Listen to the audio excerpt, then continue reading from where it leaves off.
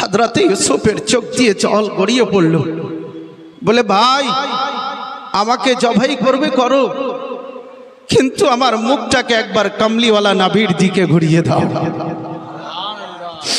আমার নাবিকে জীবনের মতো একবার প্রাণ ভরে দেখব।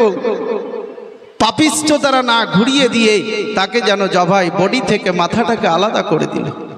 তো সাহাবী হযরতে আনাস তিনি বর্ণনা করছেন যে নাবির মুখ দিয়ে শুনলাম, লা ইউমিনু আহাদুকুম হাত্তা আকুনা আহাব্বা ইলাইহি মিন ওয়ালিদিহি ওয়া ওয়ালাদিহি ওয়ান নাস আজমাইন।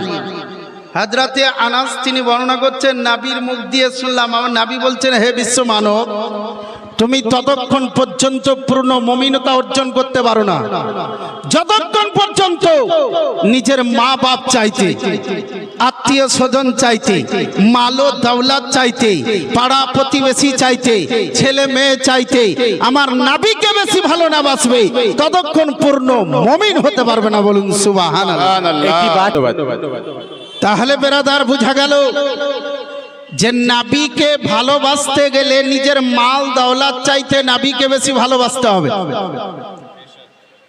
নিজের ধন সম্পদ চাইতে নাবিকে বেশি ভালোবাসতে হবে, নিজের ছেলে মেয়ে চাইতে নাবিকে বেশি ভালোবাসতে হবে, পাড়া প্রতিবেশী চাইতে নাবিকে বেশি ভালোবাসতে হবে। এক কথায় সারা জগৎ চাইতে নাবিকে বেশি ভালোবাসতে হবে, তবেই আপনি পূর্ণ মুমিন হতে পারবেন। সুবহানাল্লাহ। একবার বলে দেন সুবহানাল্লাহ। সুবহানাল্লাহ। তো কেমন ভালোবাসবেন আপনি? ইতিহাস তুলুন, ধ্যান দেবেন, তাহলে দিল বাগ বাগ হয়ে যাবে। ঐতিহাসিক প্রমাণ করছেন আমার নবী-এ কায়নাত সাহেবে লাউলাক বসে আছেন। তা হযরতে ইউসুফ দাঁড়িয়ে আছেন। ইউসুফের চোখ দিয়ে জল গড়িয়ে পড়ছে। নবী আমার চট করে দাঁড়িয়ে গিয়ে হযরতে ইউসুফের চোখের জলকে মুছিয়ে দিলেন। ওগো ইউসুফ, তুমি কাঁদছো কেন? হযরতে ইউসুফ বলছেন, ইয়া রাসূলুল্লাহ, আমি কাঁদছি কেন?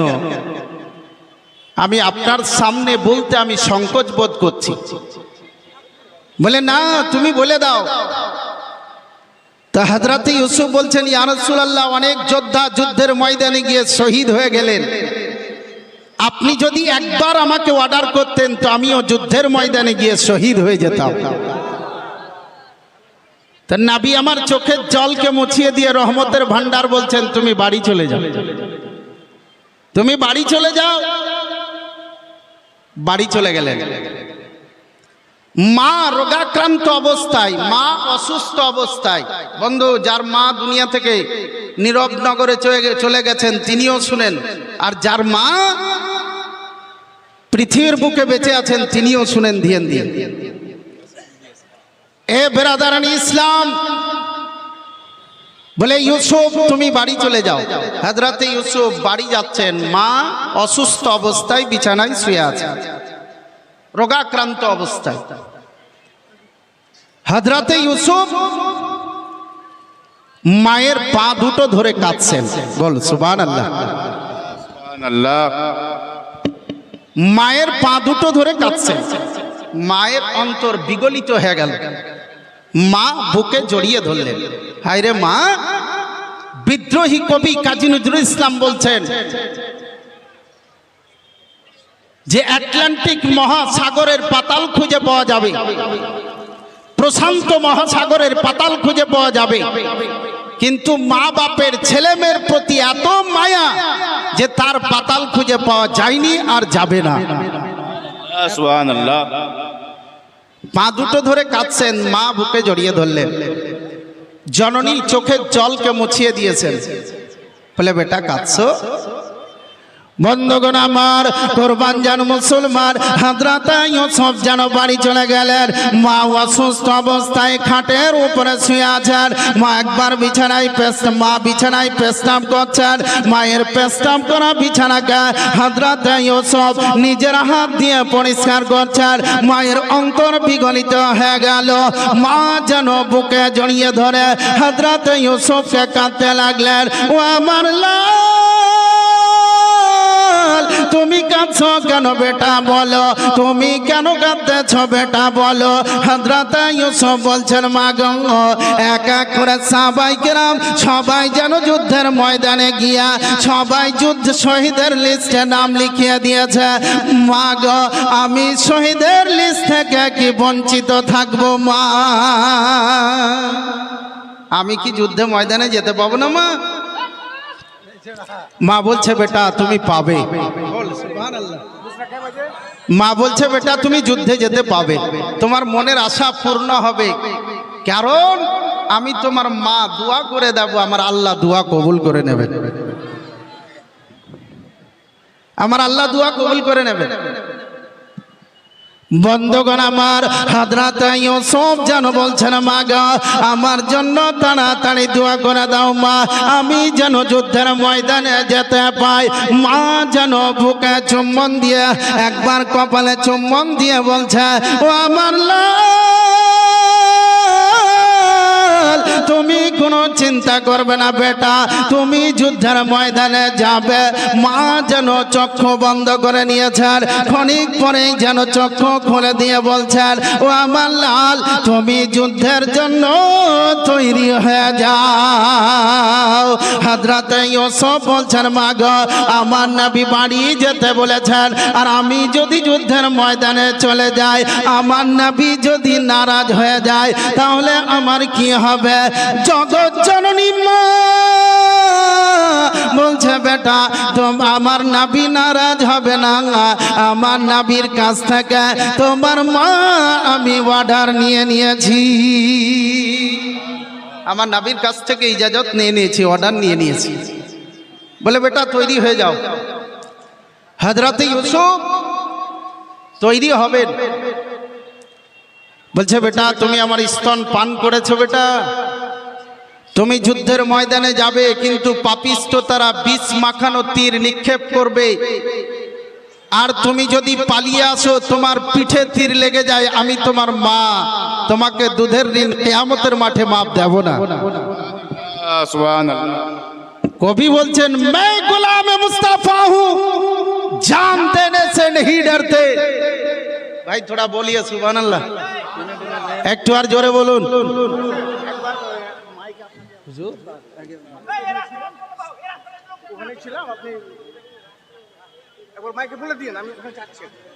मैं गुलाम मुस्तफा हूँ जान देने से नहीं डरते, ये सर कट जाए या रह जाए कुछ परवाह नहीं करते। वाह, बहुत को মা আমি পালিয়ে আসবো না মা, আমি যে গর্দান দিয়ে দেবো ইসলামের খাতিরে, কিন্তু পালিয়ে আসবো না।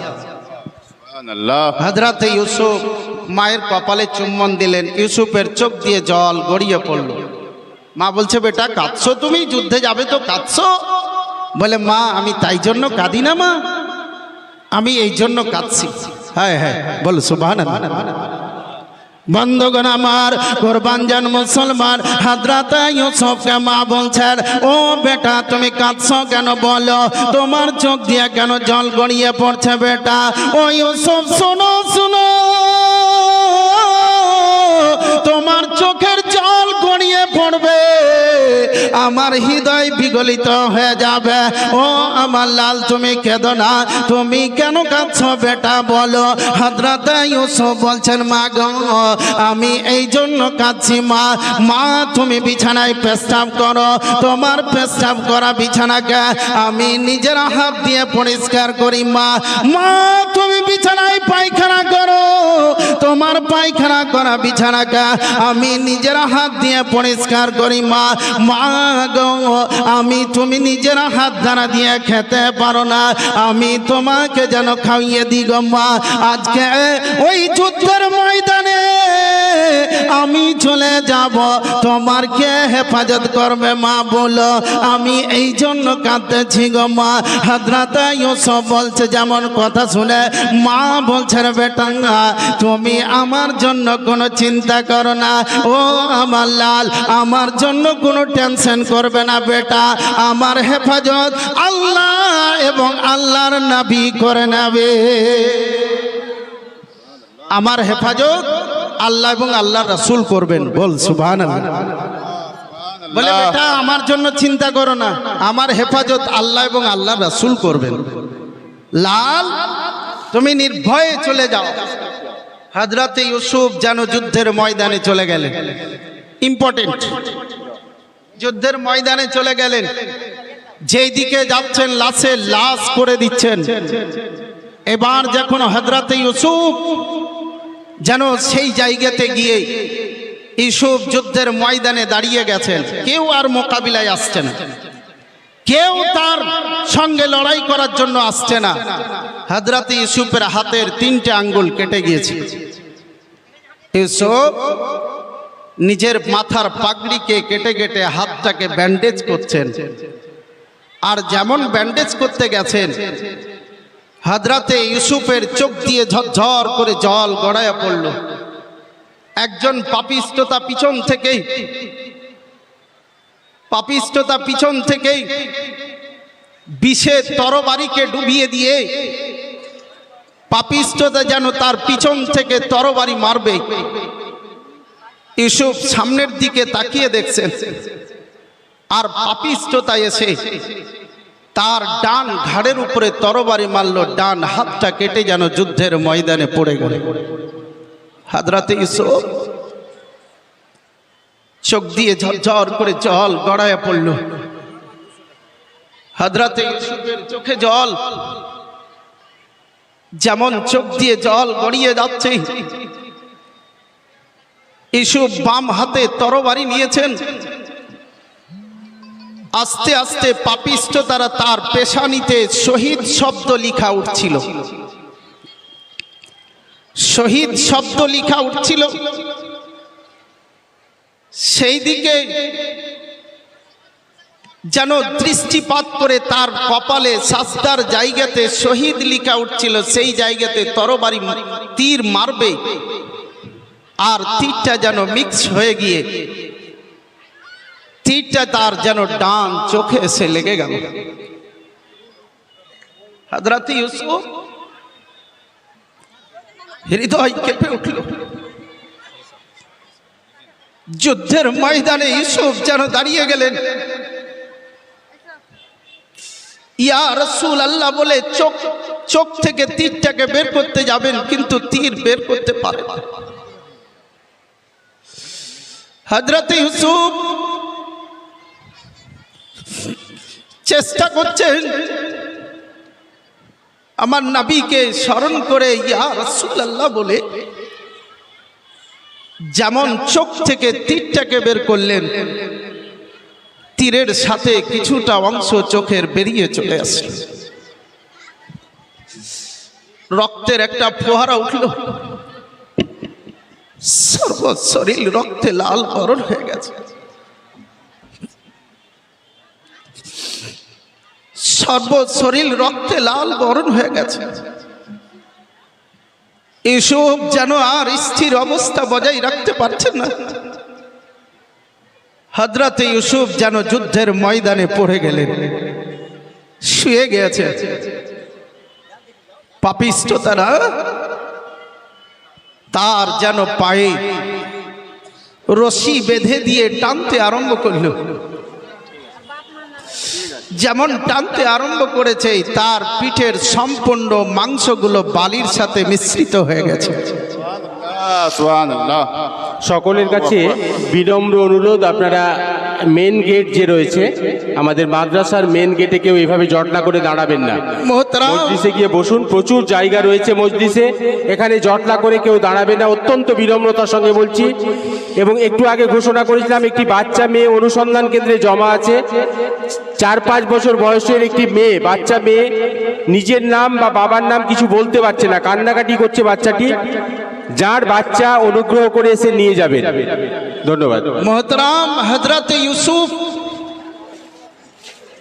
তাকে বালির উপর দিয়ে টেনে তার মাংসগুলো বালির সাথে মিশ্রিত হয়ে গেছে। ইউসুফ শুয়ে আছেন, পাপিষ্ঠতা বিষে তরবারিকে ডুবাচ্ছে আর উঠাচ্ছে। বলে ইউসুফ বলছেন, ভাই এই তরবারি দিয়ে কি হবে ভাই? বলে এই তরবারি দিয়ে তোমাকে জবাই করা হবে। হযরতে ইউসুফের চোখ দিয়ে জল গড়িয়ে পড়ল। বলে ভাই আমাকে জবাই করবে করো, কিন্তু আমার মুখটাকে একবার কামলিওয়ালা নাবির দিকে ঘুরিয়ে দাও। আমার নাবিকে জীবনের মতো একবার প্রাণ ভরে দেখব। পাপিষ্ঠ তারা না ঘুরিয়ে দিয়ে তাকে যেন জবাই বডি থেকে মাথাটাকে আলাদা করে দিল। হযরতে শেরে খোদা আলী নাবির সামনে নিয়ে গিয়ে মাথাটাকে রেখেছেন। নাবি আমার নিজের রক্তগুলোকে নিজের পবিত্র হাত দিয়ে পরিষ্কার করছে। আমার নাবির চোখের জল টপ করে পড়ল। হযরতে ইউসুফ তাকিয়ে আমার নাবিকে দেখতে আরম্ভ করেছে। তাকিয়ে তাকিয়ে দেখছেন, যেমন তাকিয়ে দেখছেন ইউসুফের চোখ দিয়ে তাজা তাজা জল বেরিয়ে আসছে। নাবি আমার জিজ্ঞেস করছেন, ইউসুফ তুমি কাঁদছো? বলে ইয়া রাসূলুল্লাহ, আমার মাকে আমি রেখে এসেছি, একবার যদি মাকে দেখতে পেতাম তাহলে আমি খুশি হয়ে যেতাম। ইউসুফ তোমার মাকে তুমি দেখবে? আমার সরওয়ারে কাউন মাকা মাথায় হাত দিলেন, তো হযরতে ইউসুফ মাকে দেখতে পেলেন। ইউসুফ কাঁদছেন, বলে ইয়া রাসূলুল্লাহ, মা আর জগতে বেঁচে নাই, মা আমার ইন্তেকাল করে গেছে। নবী আমার বলছেন, ইউসুফ মা হচ্ছে জান্নাতের ঠিকানা, বাপ হচ্ছে জান্নাতের খাজানা। ইউসুফ তুমি কেঁদো না। কবি নিজের ভাষায় বলছেন, মা যে আমার জান্নাতের ঠিকানা, বাপ যে আমার জান্নাতের খাজানা। 50 টাকা দিবা? 100 টাকা দিলে অসুবিধা হবে? চলে যাও, দিয়ে দাও। সুবহানাল্লাহ। নাবির ঘরে দেবেন তো কোনো অসুবিধা নাই। মা যে আমার জান্নাতের ঠিকানা, বাপ যে আমার জান্নাতের খাজানা। মায়ের মতো এতই আপন,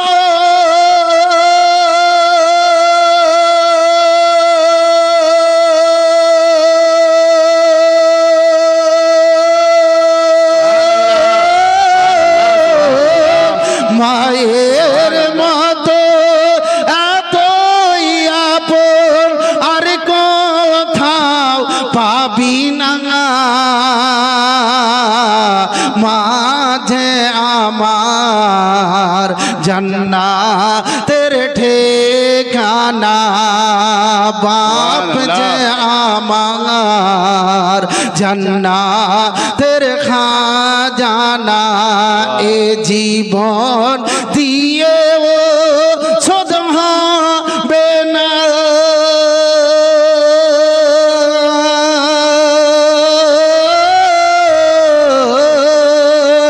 মায়ের দুধের দেনা।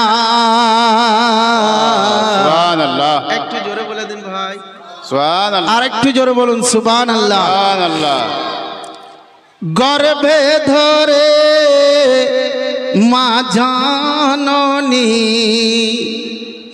কতই কষ্ট পায়, প্রাণ যে চিরে যায় মায়ের প্রসবের সময়। প্রাণ যে চিরে যায় মায়ের প্রসবের সময়। মুখবু যে সহ্য করে যায়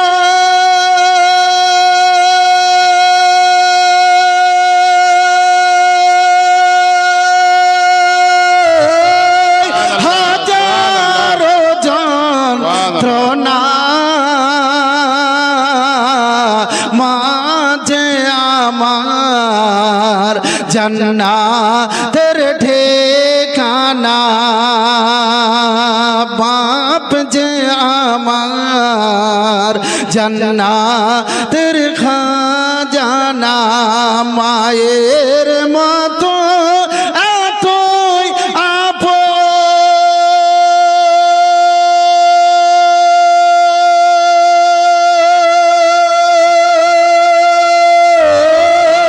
আর কোথাও পাবি না মাঝে আমার জান্নাতের ঠিকানা বাপ যে আমার জান্নাতের খাজানা বুকের রক্ত দুগ্ধ করে বলেছেন সুবহানাল্লাহ। হায় রে মা, মায়ের রক্ত থেকে দুধ তৈরি হয় আর সেই দুধ পান করে আমরা বেঁচে আছি। বন্ধুমার মা, মায়ের চেহারাকে যদি একবার মহব্বতের দৃষ্টিতে মহব্বতের সহিত মায়ের চেহারাকে একবার তাকিয়ে দেখেন, আমার আল্লাহ বলছেন এক হজের সমান তাকে নেকি দেওয়া হয়। বন্ধু আমার, সেই মা, আচ্ছা একজন 1000টা টাকা দিতে পারবেন মায়ের নামে? একজন ভাগ্যবান, আমি টাকা চাইবো না, কালেকশনই বক্তা আছে, একজন দেখতে চাই মায়ের মহব্বতকারী ব্যক্তি 1000 টাকা চট করে দিয়ে দেন ভাই, একজন ভাগ্যবান। ব্রাদার ইসলাম, মা যদি দোয়া করে দেয়, মায়ের দোয়া বিদ্যুৎ গতিতে কবুল হয়ে যায়। ব্রাদার ইসলাম, হায়রে মা,